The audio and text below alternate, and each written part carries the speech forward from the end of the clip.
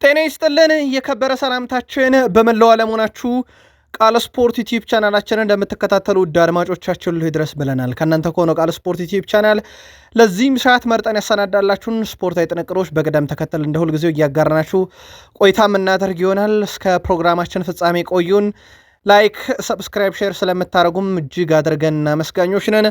በሀሳብ መስጫ ሳጥናችን ላይ ሀሳብ አስተያየታችሁን ለምትልኩልን ለቃል ስፖርት ዩቲዩብ ቻናል የዘወትር አምባሳደሮችም ዝቅ ብለን አመስግነናል። በመረጃ ሰዓታችን ለእናንተ ውድ አድማጮቻችን ከያዝናቸው ጥንቅሮች አስቀድመን የአገር ቤት ጉዳይ እናደርሳችኋለን። ዛሬም አዲስ ነገር ተገኝቶበታል።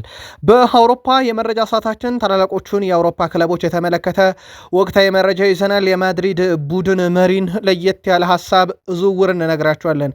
የባርሴሎናም ተጫዋች መዳረሻው ይፋ ተደርጓል። ተጨማሪ መረጃ በዝውውር መስኮቱ እናነሳለን። የዓለም ዋንጫ ዛሬም በመረጃ ሰዓታችን አብላጫውን የመረጃ ሰዓት ይወስዳል። አብራችሁን ቆዩን። በተወዳጁ የእንግሊዝ ፕሪሚየር ሊግ በዝውውር መስኮቱ እየተደረጉ ያለው ወቅታዊ እንቅስቃሴዎችን እናደርሳችኋለን። ከዝውውር ጋር የተያዙ አጫጭር ስፖርታዊ መረጃዎቻችንን ካካፈልናችሁ በኋላ ሲቲ ቤት አዳዲስ ጉዳዮች ሰሞኑን እየሰማን ነው። በርካቶች በሀሳብ መስጫ ሳጥናችን ላይ የሲቲ ገንዘብ እየተንቀሳቀሰ ነው እያሉ ነው። የሲቲ ገንዘብ በእርግጥ ተንቀሳቅሷል። ወሳኙን ሰው የግሉ አድርጓል። ተጨማሪ መረጃ ልናነሳው ወደናል። በቃል ስፖርት ዩቲዩብ ቻናል ቼልሲም ወደ 65 ሚሊዮን ዩሮ ሊያወጣ የሚችልበት አንድን ተጫዋች እንነግራችኋለን። በዝውውር መስኮቱ ላይ ቼልሲን የተመለከተ ልዩ ዘገባ ማሰናድተናል። ከሊቨርፑል ጋር በተያያዘ የዓለም ዋንጫ ደማቅ ጉዞ ቀጥሏል በሊቨርፑል ተጫዋቾች ዘንድ። ለነገሩ ሊቨርፑል የሚፈልጋቸውም ተጫዋቾች በዓለም ዋንጫ ልዩ ጊዜን እያሳለፉ ነው። የቀድሞ የሊቨርፑል ሰው ምክር አለኝ እያለ ነው። የሊቨርፑሉ ሰው ከዚህ በፊት ከዓለም ዋንጫ ጋር በተያያዘ ልዩ ክስተት ያለው ተጫዋች ነው። ምክሩ ለ9 ቁጥር አጥቂ ነው። ይህንን ለየት ያለም ጥንቅር በቃል ስፖርት ዩቲዩብ ቻናል አብራችሁ ስትቆዩ ትከታተሉታላችሁ። ባየርን ሊቨርፑልን ለአርሰናል ተጫዋች በይፋ ሸጠዋል።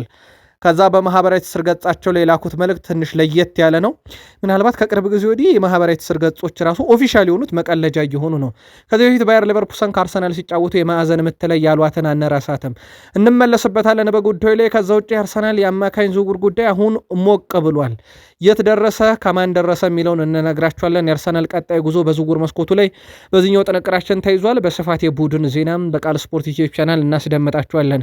ማንቸስተር ዩናይትድ ወደ ሌሎች አማራጮች እየተዘዋወረ ነው። በዝውውር መስኮቱ ላይ ፍላጎቱ የጸና ነው የተባለበትን አንድ ዝውውር ከቤን ጃኮብስ አግኝተናል። የዩናይትድን ዝውውር በስፋት እናጠራዋለን። የአማካኝ ክፍሉ ላይ የማንቸስተር ዩናይትድ ቦርድን የተመለከተም ልዩ ጥንቅር ይዘናል። የማንቸስተር ዩናይትድ ሰው ተመልሷል ተብሏል።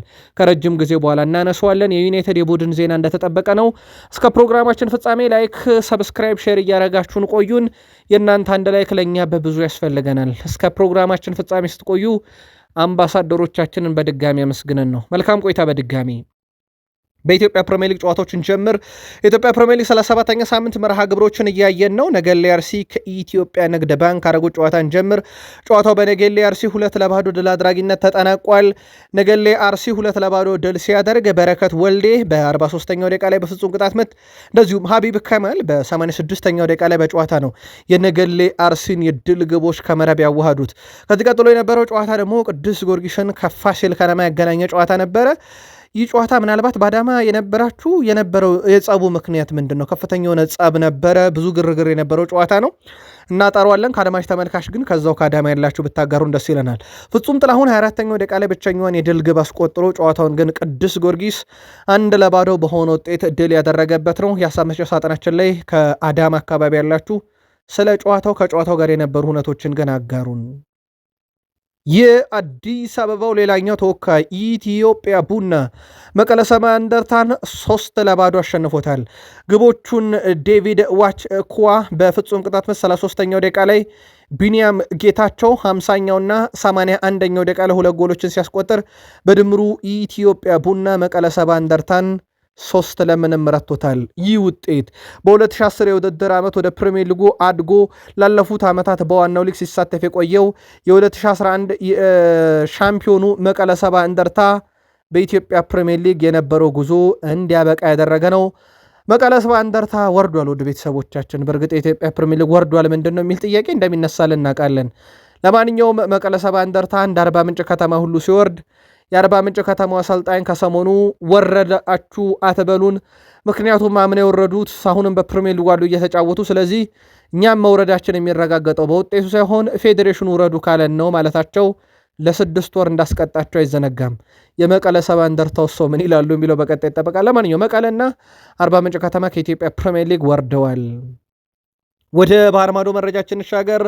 ዘ ስፔሻል ዋን ጆዜ ሞሪኒሆ አንድ ጊዜ ተጫዋች አበሳጨኝ ይላሉ እሳቸው።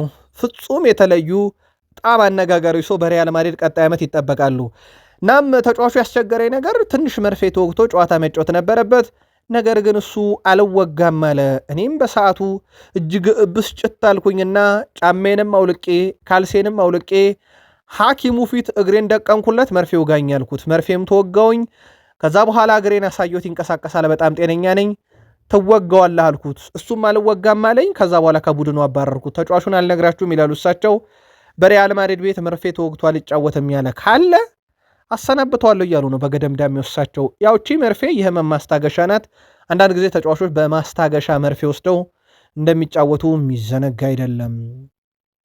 ኮሞ የግሉ አድርጎታል ፓይዝን። በስተመጨረሻም በሪያል ማድሪድ እና በኮሞ መካከል የሰሞኑ የዝውውር ቁማር ማለት ይቻላል። ይሄ ሪያል ማድሪድ የተጫወተው ቁማር ከበድ ያለ ነው በእግር ኳስ ሂደት ላይ። ምናልባትም በቅርብ ጊዜ እንዲህ አይነት ዝውውሮችን ሰምተን አናቅም። ሪያል ማድሪድ የሄደበት ርቀት ፍጹም አነጋጋሪ ነው። ሪያል ማድሪድ ትላንትና በ9 ሚሊዮን ዩሮ ገዛው፣ ዛሬ ለኮሞ በ60 ሚሊዮን ዩሮ ሸጠው። ይሄ ኮሞና ሪያል ማድሪድ መካከል አስቀድሞ የነበረው ስምምነት ነው ኮሞን ለእንደዚህ አይነት አደጋ የዳረገው። ተጫዋቹም ፍላጎቱ በኮሞ መቆየት ስለነበረ ኮሞም ተጫዋቹም ዋጋ የከፈሉበት ዝውውር ማለት ይቻላል። ሪያል ማድሪድ መልሶ የመግዛት አንቀጹን በ9 ሚሊዮን ዩሮ አክቲቭ ካደረገ በኋላ ትላንትና ዛሬ ኮሞ በ60 ሚሊዮን ዩሮ የግሉ አድርጎታል ተጫዋቹን። ታዲያ ሪያል ማድሪድ አሁንም ይሄን አርጀንቲናዊ ተጫዋች መልሶ የመግዛት መብት አለው። ግን እንደ ከዚህ ቀደሙ 9 እና 10 ሚሊዮን ከፍሎ አይደለም፣ 80 ሚሊዮን ዩሮ ከፍላችሁ ካልሆነ አትወስዱትም ብለዋቸዋል። ስለዚህ ተስማምቷል። ማድሪድም ኒኮፓዝን ከዚህ በኋላ ማድሪድ ከፈለገ 80 ሚሊዮን ዩሮ መክፈል ይጠበቅበታል። ቪኒሺየስ ጁኒየር የቀድሞ የሪያል ማድሪዱን ኮከብ ክርስቲያኖ ሮናልዶን የምንጊዜ ምርጡ ነው። ይሄን ከታላንት አንጻር ብቻ አትዩት፣ ከሁሉም አንግልዩት እያለ ነው። ክርስቲያኖ ሮናልዶ በእንግሊዝ ራሱን በዩናይትድ ያሳየ፣ በስፔን በማድሪድ ያረጋገጠ፣ በጣሊያን በዩቬንቱስ በልጦ የተገኘ፣ በፖርቱጋል በማዴራ ያደገ፣ ለፖርቱጋል ብሔራዊ ቡድን ወሳኙ ሰው ነው። በተለያየ ሊግ፣ በተለያየ ቡድን፣ በተለያየ ትውልድ እስቲ ተመልከቱት ጎሎቹን፣ ዋንጫዎቹን፣ ሪከርዶቹን። እንዲህ አይነት ሪከርድን ነጠላችሁ አንድን ነገር ብቻ ነጠላችሁ አትዩ። እንዲህ አይነት ወጥነትን ያውም በ4 የአውሮፓ ግዙፍ ሊጎች በሳውዲ ፕሮ ሊግ በብሔራዊ ቡድን ደረጃ በሁሉም ቦታ አስመስክሯል። ሮናልዶ ከታለንት ብቻ አንጻር አይደለም ከስኬትም አንጻር ከተጫወተባቸው ቦታዎች ራሱ በየሄደበት ያስመዘገበውን ይውልኝ እያለ ነው። እናም የምንጊዜ ምርጡ ሮናልዶ ነው ብሏል። በማድሪድ ህልሜ እሱ የጻፋቸውን አሻራዎች ጥቂቶቹንም ቢሆን መድገም ነው ሲል ተደምጧል። ኮንትራቱን እስካሁን እንዳላራዘም ይታወቃል። የባርሴሎናው ግብ ጠባቂ ማርክ-አንድሬ ተር ስቴገን ወደ አያክስ ያቀናል። የሚያቀናው ግን በቋሚ ውል ሳይሆን በረጅም ጊዜ ውሰት ውል ወይም በ1 ዓመት ነው ተብሏል። የአያክሱ አሰልጣኝ ማይክል ተጫዋቹን አነጋግሮታል። ለቀጣዩም የውድድር ዓመት የቡድን አካል ይሆናል ብለዋል። ጀርመናዊ ግብ ጠባቂ በቀጥታ ወደዛ ያመራል ተብሎ ይታሰባል። በነገራችን ላይ እስከ 2028 ኮንትራት አለው። 2 ዓመት ኮንትራት በባርሴሎና ይቀረዋልና ስለዚህ 1 ዓመት በውሰት ባርሴሎና ይሰጠዋል። ከዛ ቀጣይ ዓመት ግን ባርሴሎና ያው በቋሚ ዝውውር ይሸጠዋል ተብሎ ይጠበቃል። የመግዛት አማራጭ ምናልባት ሊያካትቱበት ይችላሉ ተብሏል። ኦልሞስት በተጫዋቹ በኩል ከስምምነት ደርሷል። ከባርሴሎናና ከአያክስ ጋር ምናልባት የሚያስገዳጅ ወይም ደግሞ የአማራጭ የግዢ ሂደትን በቀጣይ ያካትቱበታል ተብሎ ይጠበቃል በውሉ ላይ። ሌላኛው በዝውውር መስኮቱ ልናነሳ የወደድነው ራንደል ኮሎ ሙአኒን ነው። የዓለም ዋንጫ እየተካሄደ ነው። 2022 የካታር ዓለም ዋንጫ በኤሚሊያኖ ማርቲኔዝ የዳነባት ኳስ ተጫዋቹን ዝነኛ ያደርጎት ነበረ በወቅቱ። ታዲያ አሁን ላይ በ5 ሚሊዮን ዩሮ የግላቸው የማድረግ ፍላጎት አለ። በ5 ሚሊዮን ዩሮ ዓመታዊ ደሞዝ የግላቸው የማድረግ ፍላጎት አላቸው ዩቬንቱሶች። ዩቬንቱስ ለዝውውር መስኮቱ ለፓሪስ ሰን ጀርመንም ሂሳብ ያቀርባሉ ተብሎ ይታሰባል። በሁለቱ ክለቦች መካከል የሚደረገው ድርድር ቀጥሏል። ዩቬንቱሶችም ራንደል ኮሎ ሙአኒን ቀጣዩ አጥቂያቸው ማድረግ ይፈልጋሉ። ያም የሆነ ከሆነ የቡድኑ ሌላኛው አጥቂ ዱሻን ቬልሆቪች ከክለቡ በቋሚነት የሚለቅበትን እድል ያፈጥነዋል ተብሎ ይጠበቃል። በርከት ያሉ ፈላጊ ክለቦች አሉት። በእርግጥ ዱሻን ቬልሆቪችም ሙር ደግሞ አረብ ክለቦች ናቸው በስፋት እየተነሱ የሚገኙት። የፕሪሚየር ሊግ ክለቦችን ፍላጎት አላቸው ቢባልም በዱሳን ቪልሆቪች ላይ እስካሁን ገፍቶ ሄደ የለም። የራንደል ኮሎ ሙአኒ ዝውውር ግን አንዳች የሚፈጥረው ነገር ይኖራል፣ በትልቁም ይጠበቃል። ሉዊስ ሱዋሬዝ ሊዮኔል አንድሬስ ሜሲን ሰዎች አርጅቷል እያሉ ነው። እኔ በልምምድ ቦታ ላይ ስለማውቀው አልስማማም። በልምምድ ሰዓት ላይ ራሱን የሚያዘጋጅበት መንገድ ፍጹም የተለየ ነው። አሁንም ለድል ለጨዋታ የተጠማ የተራበ ሰው ነው። እሱ አርጅቷል የሚለውን አልስማማም ብሏል። በእርግጥ ገና 39 ዓመቱ ነው። ገና ያልነው ሮናልዶ በ41 ዓመቱ እየተጫወተ ስለሆነ ነው። የሜሲ እስከ ስንት ነው የሚለው እንዳለ ሆኖ ማለት ነው። የርገን ክሎፕም አቀፈ ዳግም ዝነኛ ሰው ስላረከኝ አመሰግናለሁ ማለታቸው ይታወቃል። በጨዋታ ሁለት ጎሎችን ያስቆጠረበት ጨዋታ ላይ አግኝተውት እንደነበረ ይታወቃል። እና ማመስግነውት ነበረ። አቅፈ ዝነኛ ሰው አድርገኛል በሚል ማለት ነው። በነገራችን ላይ ከዛሬ 10 ዓመት በፊት ሊዮኔል አንድሬስ ሜሲ ልክ በዛሬዋ ቀን ከአርጀንቲና ብሔራዊ ቡድን ራሱን ያገለለበት ነበር። እንደውም ለጋዜጠኛው ቲዋይሲ ስፖርት ላይ ነበረ ቀርቦ የቻልኩትን ሞከርኩ፣ 4 ፍጻሜዎች ብጫወትን ማሸነፍ አልቻልኩም፣ ይህ ከማንም በላይ የሚጎዳው እኔን ነው፣ በቃ እዚህ ጋር ማቆም ያለብኝ ብሎ ከአርጀንቲና ብሔራዊ ቡድን ራሱን ያገለለበት ነው። ከዛ በኋላ ያጣቸውን 4ቱንም የፍጻሜ መድረኮች እስከ ዓለም ዋንጫ ጭምር ማሳካቱ የሚዘነጋ አይደለም። አልጋውራሹ ላሚን ያማል በባርሴሎና በጣም ድንቅ ጊዜን እያሳለፈ አሁን ደግሞ ለስፔን ብሔራዊ ቡድንም ከሀገሩ ጋር የመጀመሪያውን የዓለም ዋንጫ እያሳለፈ እየተጫወተ ነው። ሉዊስ ዴላ ፎንቴ 18 ዓመቱ ነው። የማደጊያና የመብሰያ ዕድሜው ነው። ከሱ ብዙ ነገር ጠብቁ ብሏል። ገና ነው። ሰዎች ብዙ ስለሱ እየተናገሩ ነው፣ ግን ከዚህ በላይ ነው የጠበቃለሁ። በእግር ኳስ ውስጥ ምናልባትም ያልተመዘገቡ አዳዲስ ነገሮችን በሱ ጠብቁ እያሉ ይገኛሉ። የሜሲ አልጋ ወራሽ ሆኖ በባርሴሎና በእርግጥ ብዙ ነገር አስመልክቶናል። በእድሜ ካነጻጸርን ከሮናልዶም ከሜሲም ጅማሮ የተሻለ ነው። እንዳልኳችሁ በእድሜ ካነጻጸርን ሜሲ በዚህ እድሜው ሮናልዶ በዚህ እድሜው ብለን ካነጻጸርን በጣም የተሻለ ነው። የላሚን ያማል ቁጥር አጨራረሱስ ነው ትልቁ ጥያቄ። በርካቶች አጨራረስ ላይ የተበላሹት እነ ሮናልዲኒዮ ጎቹ የጠፉት ወደ መጨረሻው ላይ እንጂ መጀመሪያቸው የነሱን መርጥ ነበር። የላሚን ያማል ከእግር ኳስ ውጭ ያለው ህይወቱ አሁንም በጥቂቱም ቢሆን ዳግም ያ ነገር ብቅ እያለ እንደሆነ ከሰሞኑ በማህበራዊ ትስስር ገጹም ስንመለከት ግን እንደነበር ይታወቃል። አርዳ ጉለር ማንኛውንም ትችት ለመቀበል ዝግጁ ነኝ ብሏል። ምክንያቱም አንድ መጥፎ የተጫወተ ቡድን ከዓለም ዋንጫ ይሰናበታል። እኔ ጥሩ አልተጫወትኩም፣ አብዛኞቻችን ጥሩ አልተጫወትንም፣ ጥሩ ያልተጫወተ ስለሚሰናበት ተሰናብተናል ጥሩ ስላልነበርን፣ እናም ለትችት ዝግጁ ነኝ ብሏል። ማንም ሰው ቢቃወምን ልክ ነው ብሏል። ለአሜሪካ ብሔራዊ ቡድን በመጨረሻ ጨዋታ ድል አድርገዋል፣ ግን አስቀድሞ መሰናበታቸው የተረጋገጠ እንደነበረ ይታወቃል። የቱርክ ብሔራዊ ቡድን ከሀገሩ ሲወጣ የተሸኘበት መንገድ ፍጹም የተለየ ከዓለም ዋንጫውን በፍጥነት የተመለሰ ቡድን እንደሆነ ይታወቃል። በስንብት ደረጃ ግን ተስፋ የተጣለበትና በጣም በትልቁ ሲጠበቅ የነበረ ብሔራዊ ቡድን ነው። ከዛ ውጪ ጀርመን በኢኳዶር መሸነፉ ያልተጠበቀ እንደነበረ ይታወቃል። በእርግጥ ሁለቱም አልፈዋል። ዝላታን ግን ይናገራል፣ አንድ ቡድን ለማሸነፍ ሲጫወት ይለያል። ምክንያቱም ለማሸነፍ የተጫወተው ኢኳዶር ጀርመንን ሲያሸነፍ አይተናል። እናም የሚያሸንፈው ለማሸነፍ የፈለገ ነው። ለማሸነፍ ስትጫወት እንደ ኤኳዶር ጀርመንን ታሸንፋለህ ሲል ተደምጧል። የሞሮኮ ብሔራዊ ቡድን ከባድ ነው የሚለን ደግሞ ቨርጅል ቫንዳይክ ነው። የኔዘርላንድ ብሔራዊ ቡድን የዓለሙ ዋንጫ የጥሎ ማለፍ ጨዋታዋን ከሞሮኮ ጋር እንደምታደርግ ይታወቃል። የጥሎ ማለፍ ጨዋታ ከባድ እንደሚሆን የኔዘርላንድ ብሔራዊ ቡድን አምበል ተናግሯል። ቫንዳይክ ሲናገርም ሞሮኮ ባለፉት ዓመታት የገጠመችውን ቡድን ሁሉ ፈትናለች፣ ፈተናም ሆናለች ይላል። አክሎም በእኔ እምነት ሞሮኮ ጠንካራ ቡድኖች ጨዋታው ከባድ ይሆናል ብሏል። በነገራችን ላይ ሞሮኮ ሽንፈት የሚባል ነገር በ90 ደቂቃ ከቀመሰች ድፍን 32 ጨዋታ ከዓመት በላይ አካባቢ እንደማለት ነው። ሞሮኮን በ90 ደቂቃ ያንበረከከ አንድም ቡድን የለም። ምናልባት የሴኔጋል በጭማሪ ደቂቃ ስለተገኘ ማለት ነው። ምንም ጥያቄ የለውም። የወቅቱ የአፍሪካ ቁንጮ ናት በእግር ኳስ ደረጃዋ ሞሮኮ።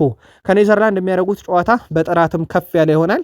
ከብራዚል ጋር የነበራትም ጨዋታ ያንን በብዙ የሚያሳይ ነበረ። ብራዚል ስላልን ብራዚልን እንመልከት። ሮናልዶ ናዛሪዮ ዴሌማ ወይም በተለምዶ አር9 እየተባለ ይጠራል። 2002 የዓለም ዋንጫ ላይ ግብ አስቆጠረ። ከዛ አንድ ጣቱን ቀስሮ ልክ ማቲያስ ኩኛ እንዲህ እንደደነሳት አይነት ዳንስ ወይም የደስታ መግለጫ ተጠቅሙ ነበረ። እቺን የደስታ መግለጫ የተጠቀሙ ጊዜ ዋንጫ በልተዋል ብራዚሎች። እናም ሮናልዶ እቺን ምስል የኩኛን ምስል አጋራና እቺ ደስታ ዋንጫ አምጥታለችና ጣብቁ ብሏል። ዘንድሮም ዋንጫውን ኤደር ሚሊቶ ብራዚል ቀጣይ የጥሎ ማለፍ ጨዋታ ተጋጣሚያ ጃፓን እንደሆነች ታውቆ አስጠንቅቋል። ቡድኑን ግን ጃፓን እየተሻሻለች መሆኗን የገለጸው ሚሊታው እነሱ በዓለም ዋንጫ ብዙ ማድረግ እንደሚችሉ አሳይተዋል። መጠንቀቅ አለብን። እነሱ መሮጣቸውን አያቆሙም። ጥሩ ታክቲክ፣ ዲሲፕሊንና ቁርጠኝነት ይታይባቸዋል። ሆኖም በቡድናችን ትልቅ እምነት አለኝ ያለ ሲሆን ከጨዋታ ጨዋታ እየተሻሻልን ነው ግን አለ ሰኞ ምሽት 2 ሰዓት ከጃፓን ፈተና ይጠብቀናልና ለዛ እንዘጋጃለን ብሏል። ማንን ይጠቀማሉ የሚለው ይጠበቃል። ኤንሪክ በነገራችን ላይ እስካሁን የተጫወተው የጨዋታ ብዛት ወደ 32 ደቂቃ ብቻ ነው። በሞሮኮ 0 ደቂቃ፣ ሃይቲን 26 ደቂቃ ተጫወተ፣ ስኮትላንድ 8 ደቂቃ። ምናልባት አንቸሎቲ ለዚህ ተጫዋች በቂ ደቂቃ እየሰጡት አይደለም ብላችሁ ታስባላችሁ ወይ? የብራዚል ብሔራዊ ቡድን ደጋፊዎችም አጋሩን። ቃል ስፖርት ላይ ናችሁ ውዶቻችን።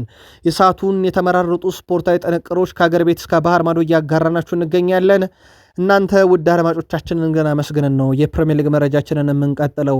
አድማጭ ተመልካቾች ላይክ እያደረጉ እንዲው የምታበረታቱ እንዲሁም ሰብስክራይበር ቁጥራችን 100 ሺህ ደርስ ዘንድ አጋር ለሆናችሁት ሁሉ በእውነት ከልብ የመነጨ ምስጋናችን ለእናንተ ውድ አድማጮቻችን ይደረስ ብለናል። አብረን እንዘልቃለን።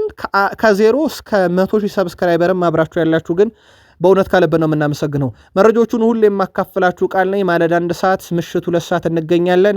በሌላኛው ዩቲዩብ ገጻችን ከቀኑ 9 ሰዓት ጀምሮ እንገኛለን። ላይክ ማድረግ እንዳይረሳ። ወደ ፕሪሚየር ሊግ ተሻገርን። ብሬንትፎርድ በዝውውር መስኮቱ ራሳቸውን ለማጠናከር ስራዎችን እየሰሩ ነው። የወረደ ክለብ ላይ ትኩረት አድርገዋል። የበርንሌውን ጀደን አንቶኒ ለማስፈረም ፍላጎት አላቸው። በጣም አስደናቂ ጊዜን በበርንሌ ቤት በግል አሳልፏል። ዝውውሩን ለመፈጸም 20 ሚሊዮን ፓውንድ አካባቢ ድርድር እየተደረገ ነው። የመረጃው ምንጭ እንግሊዙ ግዙፍ ሚዲያ ቢቢሲ ስፖርት ነው። ከዛ ውጭ የሌላኛው ስካይ ስፖርት ዛሬ በስፋት ይዞት የወጣው የሳንድሮ ቶናኒን ዝውውር በተመለከተ ነው። ቶትናምና ኒካስል አልተግባቡም በዝውውር ሂሳብ። ከ105 ሚሊዮን ፓውንድ በላይ ይፈልጋሉ። ይቺ የ100 ሚሊዮን ፓውንድ ጨዋታ በፕሪሚየር ሊጉ ተጧጡፋ ቀጥላለች። እንመለስባታለን። በእርግጥ ቶትንሃም ሆትስፐር ስለ ተጫዋቹ እስከ 275,000 ፓውንድ በሳምንታዊ ደሞዝ መልክ አዘጋጅቶለት ነበር ተብሏል። ኒካስል ዩናይትዶች ተጫዋቹን የማቆየት ፍላጎት አላቸው፣ ግን ደግሞ እንደሚቀርብላቸው ገንዘብ ይወሰናል። ሮቤርቶ ዲዘርቢ ቡድኑን ሲያጠናክሩ እንደ ቁልፍ ተጫዋች ነው ይሄንን የሀገራቸውን ልጅ የሚመለከቱት። የማንቸስተር ሲቲ ገንዘብ የምርም ተንቀሳቅሷል። ምክንያቱም በአንድ ገና በመጀመሪያ ዝውውራቸው ሪካርድ ነው ያሻሻሉት። በኤሊዮት አንደርሰን ዝውውር በሀሳብ መስጫ ሳጥናችን ላይ አንድ የተጻፈች ጽሁፍ ነበረች፣ ግን ለሲቲ ደጋፊዎች ምናልባት የተጻፈው በሲቲ ደጋፊ ስላልሆነ ነው እዚህ ጋር የማናመጣው። ግን የምርም የሲቲ ገንዘብ እየተንቀሳቀሰ ነው። የቀድሞ የማንቸስተር ሲቲ ተጫዋች ኤልካይ ጉንዶዋን ለኤሊዮት አንደርሰን ትልቅ አድናቆት እንዳለው ገልጾ የሲቲ ደጋፊዎች በጣም እንደሚወዱት በጣም እርግጠኛ ነኝ ብለዋል ኤልካይ ጉንዶዋን። አክሎም እሱ ሲጫወት ስትመለከት ለቡድኑ መስዋዕትነት እየከፈለ እንደሆነ ይሰማሃል። ያ ከቡድን አጋሩ የምትፈልገው ነገር ነውና ሲቲዎች በውድ ዋጋም ቢፈርም ውድ ነገር ጠብቁ ከተጫዋቹ፣ በጣም ጥራት ያለው ተጫዋች ነው ወደ ቡድናችን የመጣው እያለ ነው። ኤልካይ ጉንዶዋን በእርግጥ የቀድሞ የሲቲ ተጫዋች ነው፣ ግን ይላል እሱ ሁሌም እኔ የሲቲ ሰው ነኝ እያለ እንደሆነም ይታወቃል። ከዚህ ጋር በተያያዘ ሲቲ ጠንካራውን የመሃል ሜዳ ክፍል በማሬስካም ስር እየገነባ ይገኛል። ከ116 ሚሊዮን ፓውንድ በላይ ተከፍሎበት የማንቸስተር ሲቲን ውሃ ሰማይን መለያ እንደሚለብስ የተረጋገጠው ኤሊዮት አንደርሰን በደሞዝም ደረጃ በነገራችን ላይ ትልቅ ደሞዝ ነው የሚያገኘው። ተጫዋቹ በማንቸስተር ሲቲ ቤት በሳምንት 300,000 ፓውንድ ይደርሳል ክፍያው። የ23 ዓመቱ አማካኝ ኤደርሰን ዛሬ በአሜሪካ የሕክምና ምርመራውን እንዲያደርግ ፍቃድ ተሰጥቶት እንደነበር ይታወቃል። በፕሪሚየር ሊጉ ኤርሊንግ ሃላንድ እና ቨርጂል ቫንዳይክ ብቻ የበለጠ ይከፈላቸዋል። ማንቸስተር ሲቲ ተጫዋቹን የሚያስፈርሙት በ116 ሚሊዮን ፓውንድ የዝውውር ሂሳብ መሆኑን ዘ አትሌቲክ አረጋግጦታል። አሁን ትልቁ ጥያቄ በዚህ ዝውውር ብቻ ቼልሲ ይቆማል ወይንስ ሌሎች የሚያመጣቸው ተጫዋቾች አሉ የሚለው በትልቁ ይጠበቃል። ከዚህ ጋር በተያያዘ ውድ ቤተሰቦቻችን በዝውውር መስኮቱ ላይ የማንቸስተር ሲቲን ወቅታዊ እንቅስቃሴዎች በቃል ስፖርት ዩቲዩብ ቻናል ሁሌም እንደ ሁልጊዜው አፕዴት የሆነውን ብቻ ከታማኝ የዜና ምንጭ መርጠን እንደምናደርሳችሁ ይታወቃል። ላይክ ማድረግ እንዳይረሳም። ክሪስታል ፓላሱ የመሃል ተከላካይ ማክሰንስ ላክሮክስ ቀጣዩ ቼልሲ ንብረት እንደሚሆን እርግጥ ሆኗል። 55 ሚሊዮን ዩሮ ይከፈላል። በነገራችን ላይ ከዓለም ዋንጫ በኋላ ነው ዝውውሩ ሞር ይጠናቀቃል ተብሎ የሚታሰበው። ሌሎች ክለቦች ጫና እየፈጠሩ አይደለም ሌኪፕ እንዳረጋገጠውም ከሆነ።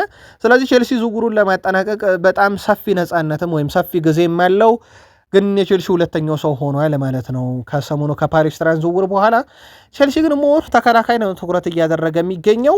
በርካቶችም የቼልሲ ደጋፊዎች ጥያቄ እያነሱልን ያለው የአጥቂ ስፍራውን ነው። የአጥቂ ስፍራው የጃክሰንን መልቀቅ የግድ የሚጠብቅ ነው። ያ ብቻ አይደለም፣ የሊያም ዴላፕንም እልባት ያልሰጠ ጉዳይ ነውና አጥቂ ክፍሉ ላይ ቼልሲ ተጫዋች ሊያመጣ የሚችልባቸው አማራጮች የጃክሰን የሊያም ዴላፕና የማርክ ጉዌም እዛ ቡድን ውስጥ እንዳለ ይታወቃል። የእነሱ እጣ ፈንታ ገና አልተወሰነም እና የመጨረሻ ውሳኔ ከተወሰነ በኋላ የዣቪ አሎንሶ ቡድን በአጥቂ ስፍራም ላይ ራሱን ሊያድስ ይችላል። ካልተሸጡ ግን ቼልሲ በሚቀጥለውም የውድድር ዓመት አሁን ባሉት አጥቂዎቹ ይቀጥላል እንደማለት ነው። ውድ ቤተሰቦቻችን የሊቨርፑል ተጫዋቾች በዓለም ዋንጫ ደምቀው ቀጥለዋል።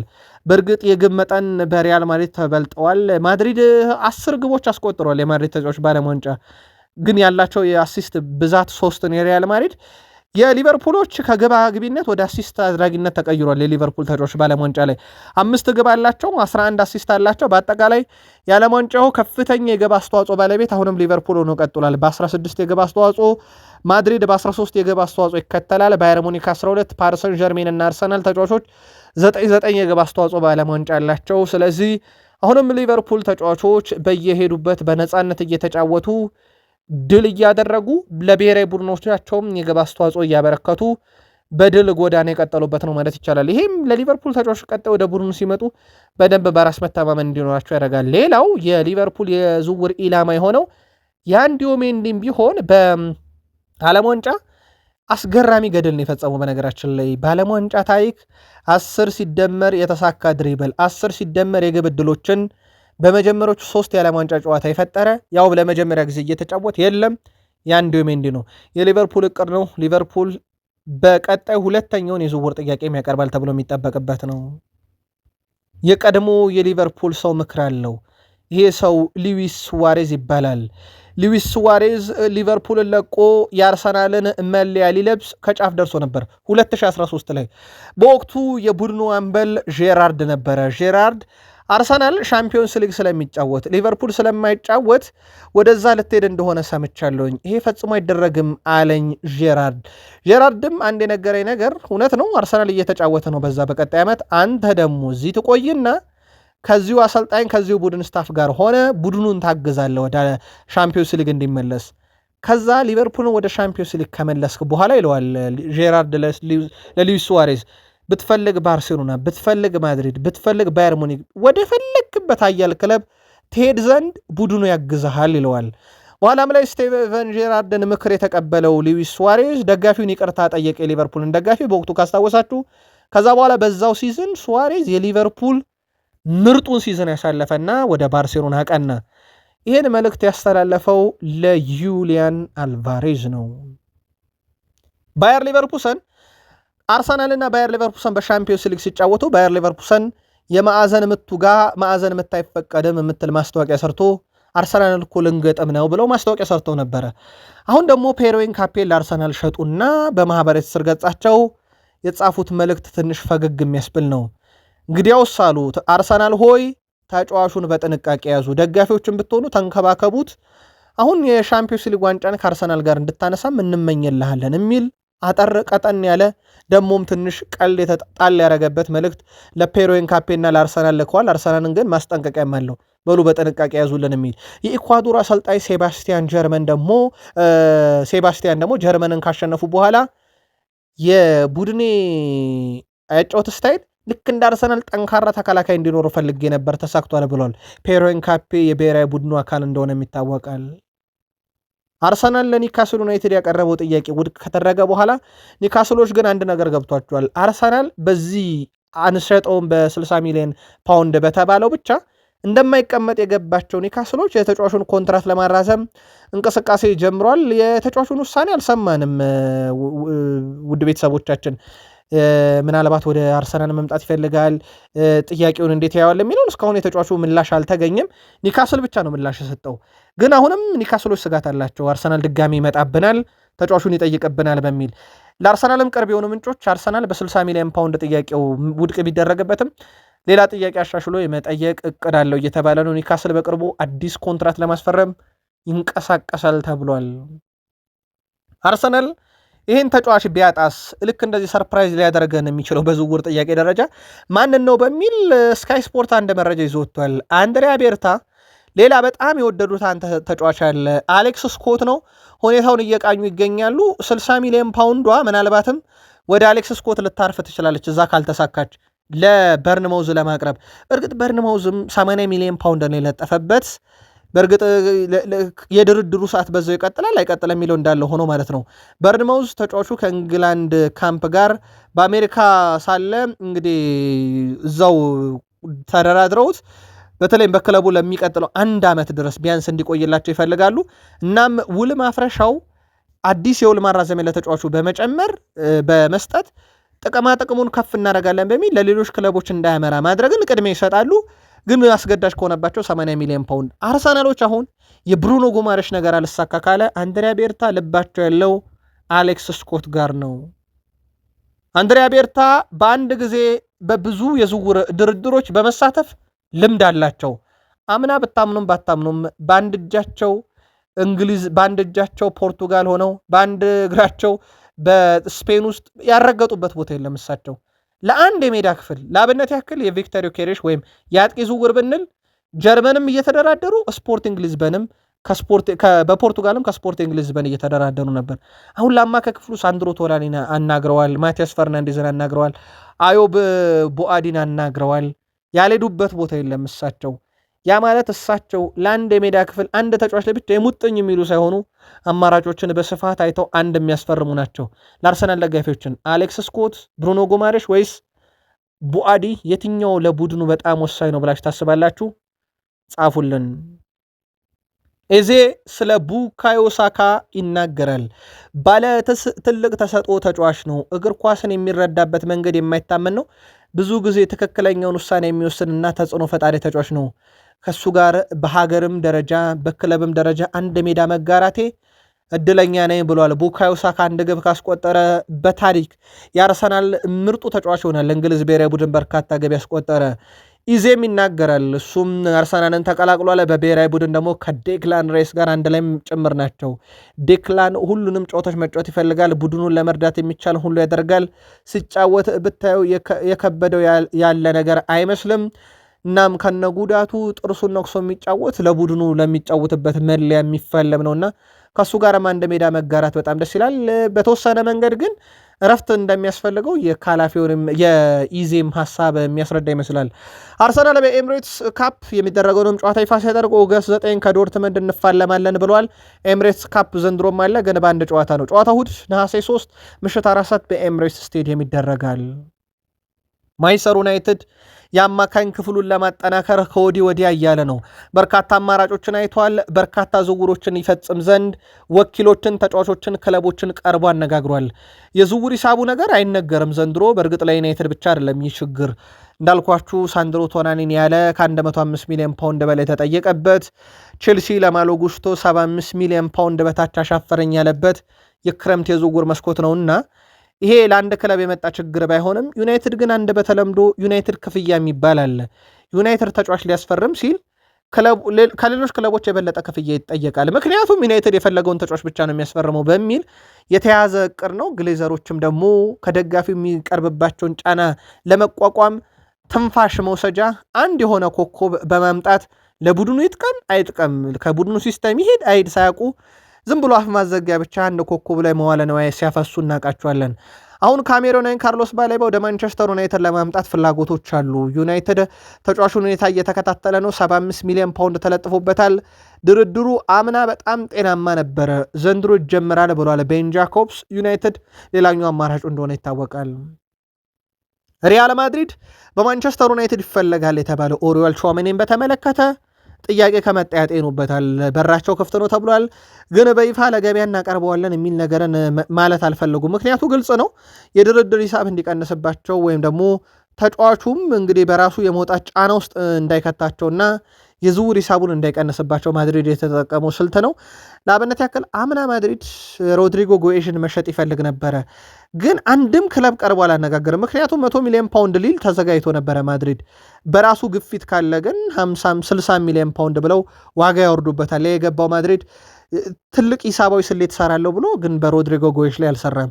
በዩናይትድስ ላይ ይሰራሉ የኦሪዮል ቹዋሜኒ ዝውውር ላይ የሚለው ሲጠበቅ ማድሪዶች እንሸጧለን ከሚልቅ ገዢ እየጠበቁ ነው። ዩናይትድ ከሄደ 100 ሚሊዮን ፓውንድ መጠየቃቸው ግን የሚቀር አይሆንም። ማንቸስተር ዩናይትድ በዝውውር ገበያው ላይ በጣም ጥንቃቄ የተሞላበት እንቅስቃሴን ያደርጋል የሚለን ሚረር ስፖርት ነው። የማንቸስተር ዩናይትድን የውስጥ ቅርብ ምንጮች ዋቢ ያደረገው ሚረር ስፖርት በተለይም የማንቸስተር ዩናይትድ አመራሮች ዝርዝር ላይ በጣም የተጠና ነገር መፈጸም አለብን ቡድኑን ወደ ኪሳራ እንዳይወስደው በሚል ነው። ያው የዩናይትድ ኪሳራ የመጣው እንዴት እንደሆነ ይታወቃል። ዩናይትድ እና ሲዞን ግሌዘር ሲበደሩበት ነበር። ይሄ አደባባይ ላይ ያለ ሚስጥር ነው። መበደር ብቻ አይደለም፣ ለቡድኑ የሚያስፈልገውን ነገር አንድም ኪሳቸው ከሚገባ አክሲዮን ድርሻ ላይ አውጥተው እንደማያውቁ ይታወቃል።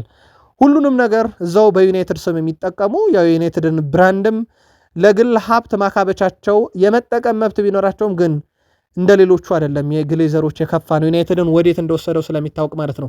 ከዚህ ጋር በተያያዘ ዩናይትድን ለብዙ ጣጣ የዳረገው የነሱ አሰራርን በተመለከተ ታዲያ አሁን ላይ እነ ኤኖስም ቡድኑን አደጋ ውስጥ የማይከቱ ወይም የፋይናንስ ችግር የማያመጡ አይነት ዝውውሮችን ይፈጽማሉ ተብሎ ይጠበቃል። የትኞቹ የሚለው ግን በጊዜ ሂደት የሚታይ ይሆናል። የኤኖስ ሰዎች ለአብነት ያክል አንድ የተዉት ዝውውር በጊዜ ገና የተዉት ዝውውር የኤሊዮት አንደርሰንን ነው። የመጀመሪያው ፈላጊ ሲቲ እንደነበረ አልሰማንም። ማንቸስተር ዩናይትድ ነበረ፣ ግን ወዲያው ነው ከዝውውሩ የወጣው። ምክንያቱ ግልጽ ነው። 300,000 ፓውንድ ሳምንታዊ ደሞዝ ዩናይትድ አንከፍልም ብለውታል ተጫዋቹም። ከዛ ውጪ 116 ሚሊዮን ፓውንዱንስ ዩናይትድ ይከፍል ነበረው የሚለው እንዳለ ሆኖ ግን የመጀመሪያው ከተጫዋቹ ጋር ያልተስማሙበት ጉዳይ የሳምንታዊ ደሞዝም ጉዳይ ነበረ። መረጃው የዘ አትሌቲክ ነው። በዩናይትድ አንድ የተረሳ ሰው አለ፣ ምንም ጥያቄ የለው። ማቲያስ ዴላይት ምርጡ ተጫዋች ነው። ልምዱ ይፈለጋል፣ ግን ጥቂት ጨዋታ ይጫወታል፣ ይጎዳል፣ ይከርማል። ምናልባት በእንደዚህ አይነት ታሪክ ውስጥ አልፎ ዩናይትድ በጣም ጥሩ ስራ ሰርቶበታል ተብሎ ከተወደሰ ሉክ ሾው ላይ ነው። አመቱን ሙሉ ጠፍቶ ግን አመቱን ሙሉ ያለ ጉዳት አመቱን ሙሉ ጨዋታና የተጫወተ ነው። አሁን ደግሞ ኔዘርላንድ ተከላካይ ያ ስራ የተሰራ ይመስላል። ዴላይ ከገጠመ የረጅም ጊዜ ጉዳት በማገገም አሁን በካሪንግተን ብቻውን ልምምድ እየሰራ ነው። ዴላይ ተቀዶ ጥገና ካደረገ በኋላ በታቀደለ መልኩ ልምምዱን አጠናክሮ ቀጥሏል። ለጉዳዩ ቅርብ የሆኑ ምንጮችም እንደገለጹት ማንቸስተር ዩናይትድ በቀጣይ ውድድር ዓመት የቡድኑ ቁልፍ ሰው አድርጎ ይመለከተዋል ብለዋል። በእርግጥ ቁልፍ ተጫዋች ሆኖ መጫወት ይችላል፣ ግን ካልተጎዳ ነው። በማንቸስተር ዩናይትድ የተከላካይ ክፍልም በግብ ጠባቂም ራሳቸውን ለማጠናከር ወደ ገበያም ሲወጡ እንዲህ አይነት የጉዳት ታሪክ ነው። የማቲያስ ዴላይት የማርቲኔዝ ጉዳት ዩናይትድን ሳይወዱ በግዳቸው ወደ ገበያ ያወጣቸዋል ሲባል እንደነበር ይታወቃል።